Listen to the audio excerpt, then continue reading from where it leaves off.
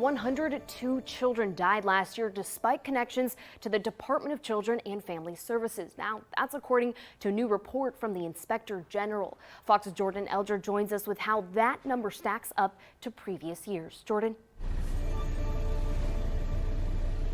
Marcella, the number of child deaths is down from last year. The interim inspector general says this could be a sign the department's reform is working, but some say it's too soon to tell.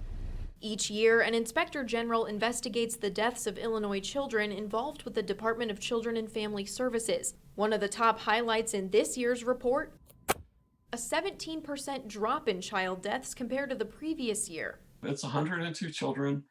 It's 17% less than last year, but it's approximately the number from prior years, which is a horrible number. The report says this decline is, quote, real progress, but Charles Goldberg, the Cook County Public Guardian, isn't so sure. I think it's way too early to be drawing any conclusions along those lines. Child death numbers have gone up and down over the last decade, with a distinct peak last year at 123 deaths. Though 102 deaths in 2020 is an improvement, Goldberg says this number is about average for the department, and it's still 102 children who lost their lives too soon. What's interesting is the Inspector General didn't really point to anything specific that DCFS has done to support the claim that it's because DCFS is getting better. Goldberg, who represents thousands of vulnerable children in Cook County, says last year's report had strong words for the agency about the 123 child deaths. Quote, this number should be unacceptable to every citizen.